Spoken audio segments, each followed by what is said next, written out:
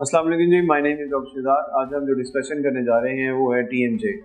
TMJ की pen क्या होती है, टीएमजे क्या चीज़ है और इसकी वजह क्या होती है, कॉजेज़ क्या हैं इस पेन की।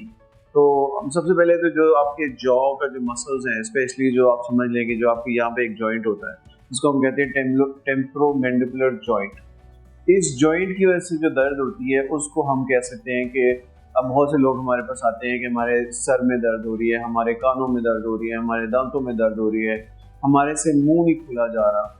बहुत से लोग जब दांत की दर्द से आते हैं वो उनको ये रियलाइज नहीं होता कि उनके जॉ में पेन हो रही है, ना कि उनके दांतों में दर्द हो रही है। बहुत से ऐसे लोग हैं जो अब आते हैं, वो कहते हैं हम जब मुंह खोलते हैं तो हमारे मुंह से पॉपिंग की आवाज़ आ रही है, क्लिकिंग की आवाज़ आ रही है, हमसे मुंह नहीं खोला जा रहा।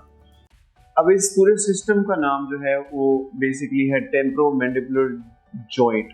अब इस जॉइंट के अंदर दो तरह की पेन होती है। एक तो जॉइंट के अंदर वाले हिस्से के पेन होती है, दूसरा उससे एसोसिएटेड यानी उस जॉइंट के साथ जो मसल्स और जो नर्व्स हैं या जो नसें हैं उनकी जो पेन होती है वो एक जॉइंट की पेन से अलग होती है।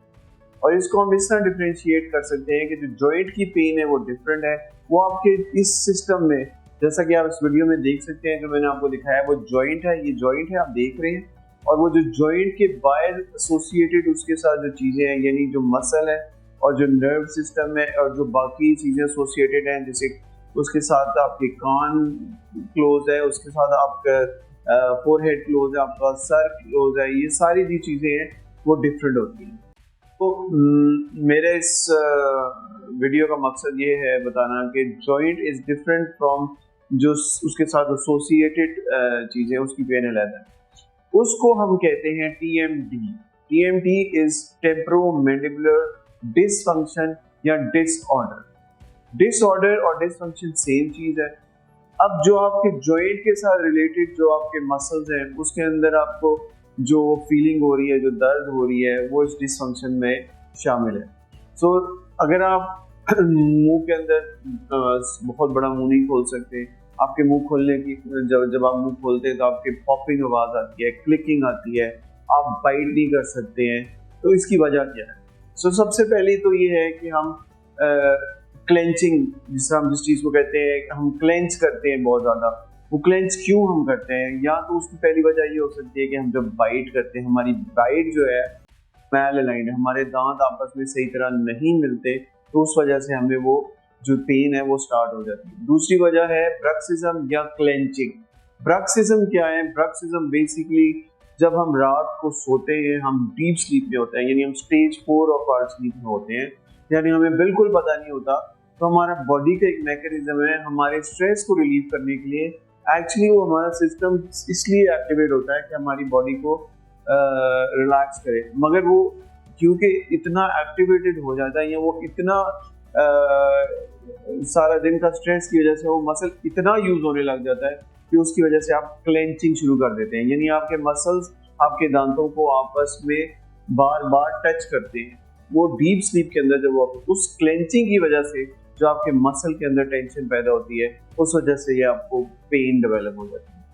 और इसकी वजह जो है वो बहुत सी और भी वजह हैं, लेकिन इसमें जिस तरह अगर कोई विप्लैश जिसको हम कहते हैं, यानी खुदा ना खास्ता आप किसी गाड़ी के अंदर जा रहे थे और आपकी जोर से ब्रेक लगी और आपको महसूस नहीं होता उस वक्त, कई दफा आपको महसूस नहीं होता कि एकदम से आपको झटका लगे, आपको फिजिकली कोई चीज हर्ट नहीं की, लेकिन आपकी गर्दन और आपके जॉ को जब एकदम से कोई झटका लगता है तो उसको कहते हैं विप्लैश। विप्लैश की वजह से भी ये जो मसल है, जो आपका ये जॉइंट सिस्टम है, जिसके साथ एसोसिएटेड मसल्स, नर्व्स और ये सारा एक लिम्फेटिक सिस्टम है, वो जब आपका अफेक्ट होगा तो आपको वो जॉ की पेन यानी टेम्पोरोमैंडिबुलर डिसफंक्शन होगा।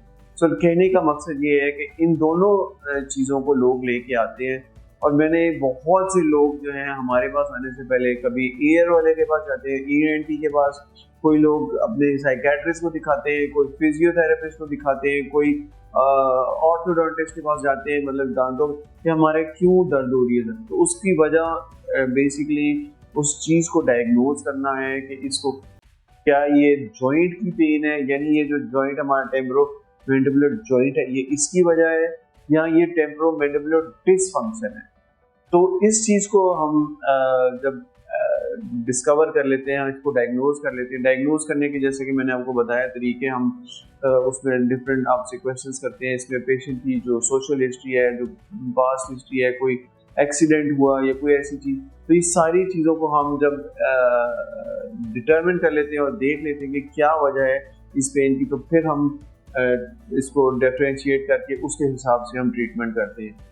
तो मैंने जैसे कि पहले बताया कि इसके ट्रीटमेंट के बहुत से तरीके हैं। वो ट्रीटमेंट के जो तरीके हैं टेम्पोरोमैंडिबुलर डिसफंक्शन के, वो हम आपके साथ अगली वीडियो में डिस्कस करेंगे।